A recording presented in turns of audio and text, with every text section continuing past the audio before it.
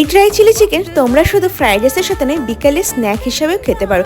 খেতে কিন্তু জাস্ট দুর্দান্ত হয়। নিয়ে নিয়েছি এখানে চিকেনের পিস, তার মধ্যে দিয়ে দিলাম হলো সমস্ত কিছু মশলা, আর দিয়ে দিয়েছিলাম সাথে একটা ডিম। ভালো করে সবকিছু ম্যারিনেট করে 1-1.5 ঘন্টার জন্য রেখে দিয়েছি। এবার চিকেনের পিসগুলোকে ভালো করে সাদা তেলে ভেজে নিলাম। তেলের পরিমাণটা একটু বেশি রয়েছে, তাই এটা আগের থেকে তুলে রেখে দিলাম। এরপরে বাকি সাদা তেলে দিয়ে দিচ্ছি বাটার, তারপরে দিয়ে দিলাম আদা আর রসুন থেতো করে, তারপরে দিয়ে দিচ্ছি এখানে লঙ্কা কুচি, আর দিয়ে দিলাম উপর থেকে হলো কাশ্মীরি রেড চিলি পাউডার।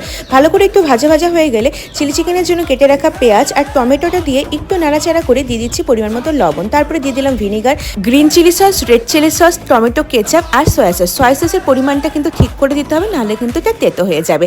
এরপরে আগে থেকে ভেজে রাখা চিকেনের পিসগুলো গিয়ে হাই ফ্লেমে বেশ কিছুক্ষণ নাড়িয়ে চাড়িয়ে পরিমাণ মতো একটুখানি চিনি দিয়ে দেবো। দেখবে চাইনিজ খাবারে কিন্তু একটু মিষ্টি মিষ্টি লাগে, আর এটা ব্যবহার করা হয় সসের পরিমাণটা ব্যালেন্স করার জন্য। ব্যাস রেডি। এটা তোমরা যেমন ইচ্ছা তেমনভাবে সার্ভ করো, খেতে জাস্ট দুর্দান্ত।